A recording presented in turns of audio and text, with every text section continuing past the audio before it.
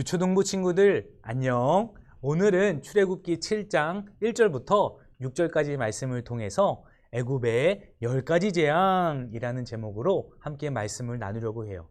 오늘 말씀을 통해서 하나님께서 애굽에 왜 10가지 재앙을 내리셨는지, 그리고 그 재앙을 내린 결과 애굽은 어떻게 되었는지 우리가 말씀을 통해서 깨닫고 은혜를 나누는 시간이 되기를 바랍니다. 앞에 있는 그림을 보면 게임을 열심히 하는 친구가 등장을 해요. 우리 친구들도 컴퓨터 게임을 좋아하지 않나요? 그러자 너무나 게임을 오래 한 나머지 부모님이 말씀하셨어요. 이제 스탑!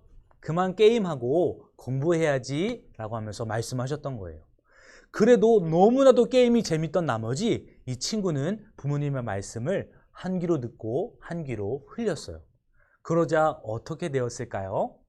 아마 우리 친구들도 한 번쯤은 경험을 했을지 모르겠어요. 부모님께서 말을 듣지 않는 이 친구에게 회초리를 들고 매를 드셨던 거예요. 우리 친구들도 부모님의 말씀을 듣지 않아서 혼났던 그런 경험들이 있지 않나요?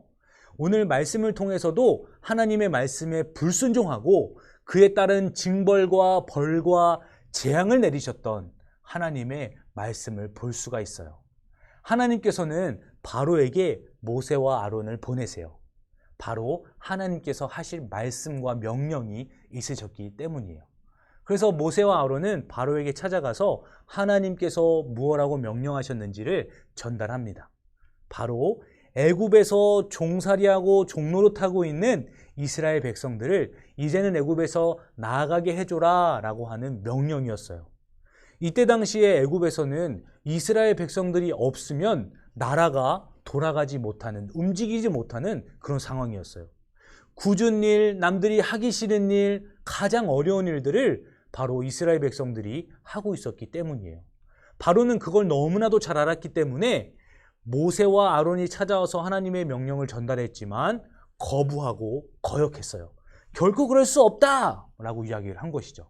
그러자 하나님께서는 그 완악한 바로의 마음을 꺾으시기 위해서 거절하는 것을 하나님께서 심판하시고 재앙을 내리세요. 바로 우리가 알고 있는 10가지의 재앙을 통해서 바로의 마음을 심판하시고 돌이키게 하시는 것이죠. 처음에는 나일강, 애굽의 나일강의 모든 강의 물을 피로 변하게 하셨어요. 그리고 개구리떼가 애굽 땅을 덮치게 하셨고, 또한 티끌들이 다 이로 변해서 엄청나게 사람들을 괴롭히고 농작물들을 어렵게 했어요. 뿐만 아니라 파리떼가 와서 온 애굽 땅을 덮었고, 또한 가축으로 비롯해서 모든 살아있는 것 가운데 유행병이, 전염병이 돌기 시작했어요.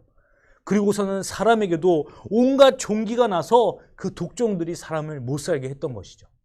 그럼에도 불구하고 바로가 완악한 마음을 굽히지 않자 하나님께서는 자연을 통해서 엄청난 우박을 내리시기도 하셨어요.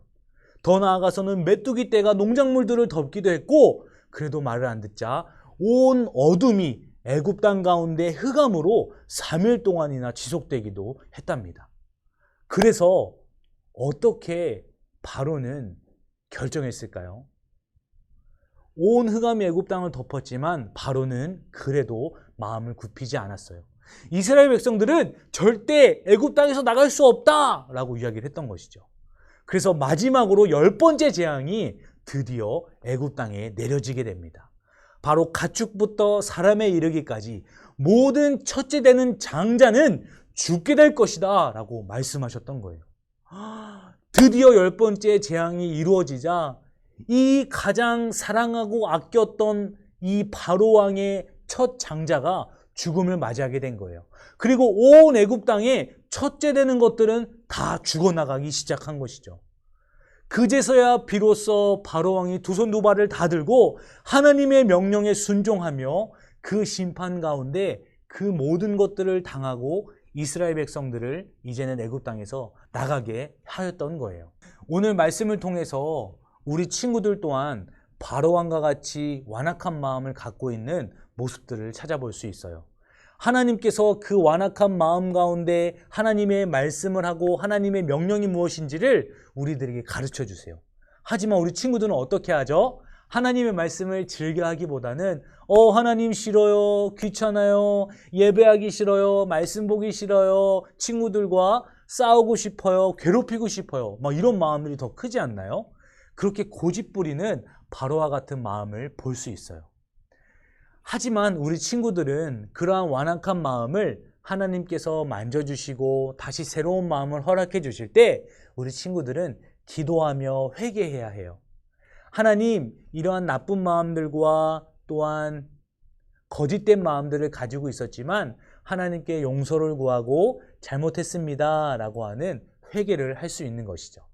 그러할 때 하나님께서 세움을 주시고 이제는 완악한 마음에서 하나님께서 주신 힘과 능력으로 기쁨과 감사의 마음으로 함께 기도하면서 하나님의 뜻 가운데 살아가는 우리 친구들이 될 수가 있다는 거예요.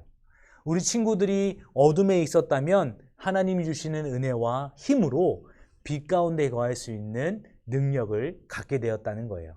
우리 친구들이 올바른 습관을 함으로 빛의 자녀답게 하나님께서 주시는 힘으로 그 의지로 그 열정으로 우리가 하나님의 뜻에 순종하면서 살아갈 수가 있다는 것이죠. 아무나 하나님의 능력을 받으며 살아갈 수 있는 것이 아니라 바로 하나님을 믿는 아이들, 예수님 믿고 하나님께 구원받은 그 친구들, 바로 그 자들이 하나님의 빛의 자녀이다라는 것을 우리는 알게 돼요. 우리 친구들이 그 하나님의 능력과 힘을 힘입어서 전도사님과 함께 결단함으로 이번 한 주간도 살아가기를 바랍니다.